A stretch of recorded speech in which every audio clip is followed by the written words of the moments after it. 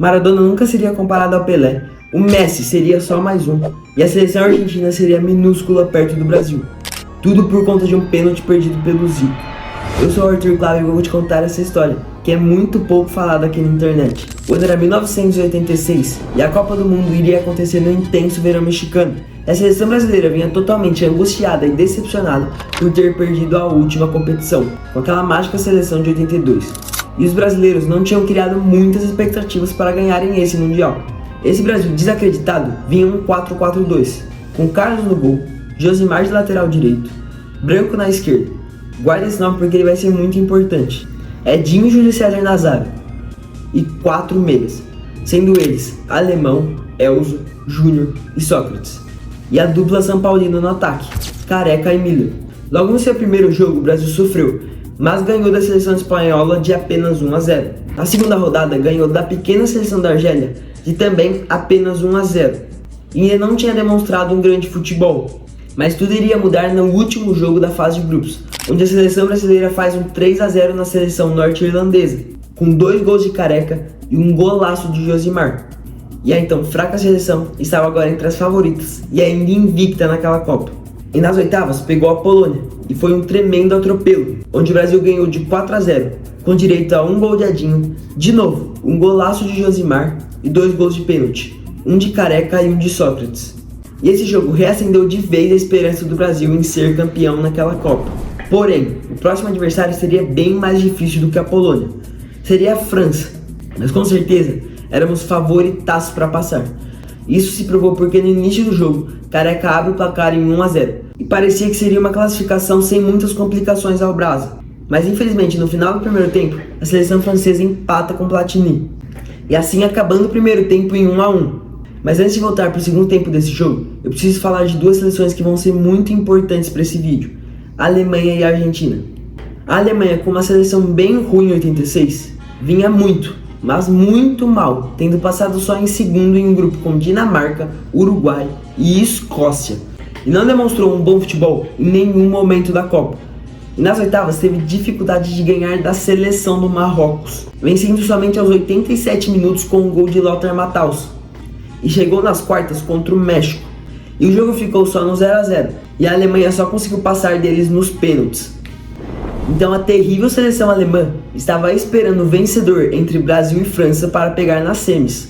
Agora vamos falar sobre a Argentina, que no início da Copa, assim como a Alemanha, não era favorita e não encantava, mas com boas atuações se classificou para o mata-mata em primeiro de seu grupo, com Itália, Bulgária e Coreia do Sul. Nas oitavas, iria pegar o Uruguai, ganhando de 1-0 com gol de Pascual.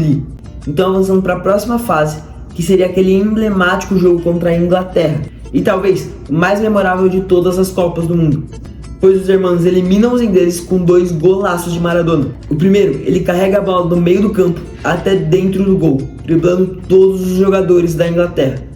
Já o segundo é o famoso gol de mão, ou La Mano de Dios. E esse doblete do Maradona o colocava entre um dos craques da competição e fazia sua seleção avançar para a semifinal contra a Bélgica. Beleza, agora que eu contextualizei essas 2 seleções importantes, deixa eu voltar para o segundo tempo entre Brasil e França, que em si não teve bons momentos, até que Zico, que estava voltando de lesão, entra no lugar de Miller aos 25 do segundo tempo, e logo em um dos seus primeiros toques na bola, já mete um passe magistral para Branco, que é derrubado na área pelo goleiro francês Blatz, dentro da área. Então o juiz obviamente marcou o pênalti. Zico, que tinha acabado de entrar, ou seja, estava frio, decide bater a penalidade. Nesse momento do jogo, o gol praticamente definiria o destino das seleções. E Zico vai bater.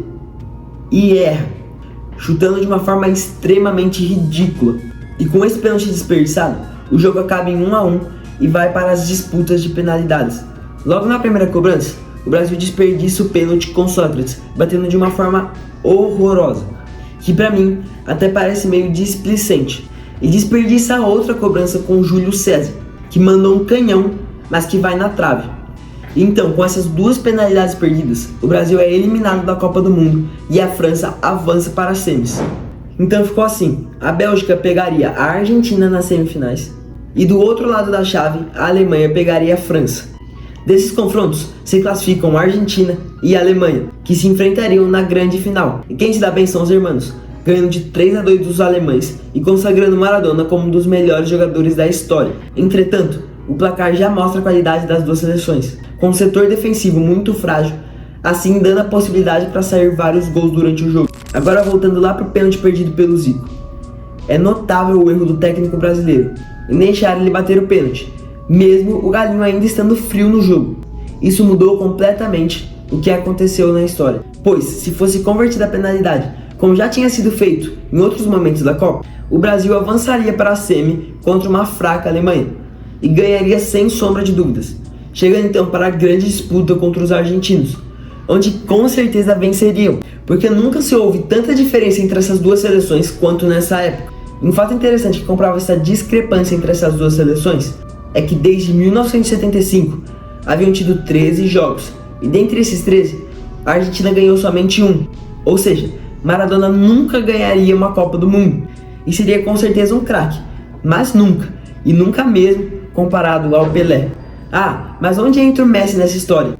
Bem, a partir de 1986, o futebol foi ficando cada vez mais popular na Argentina, e a idolatria ao Maradona foi tão grande, mas tão grande, que inventaram uma religião que realmente acredita que ele é o Deus. E com essa propagação em massa do esporte, com certeza o Lionel Messi, ainda criança, talvez só tenha praticado futebol, e por isso se tornou um dos melhores da história. Então sim, o pênalti perdido pelo Zico foi com certeza um dos maiores efeitos borboletas da história do futebol. Caso ele tivesse convertido a cobrança, talvez seria o brasileiro que seria o consagrado, ao invés do Maradona. Se gostou do vídeo, comenta aqui embaixo para eu saber se você gostou desse estilo, que parece meio um documentário. Um abraço, fiquem com Deus.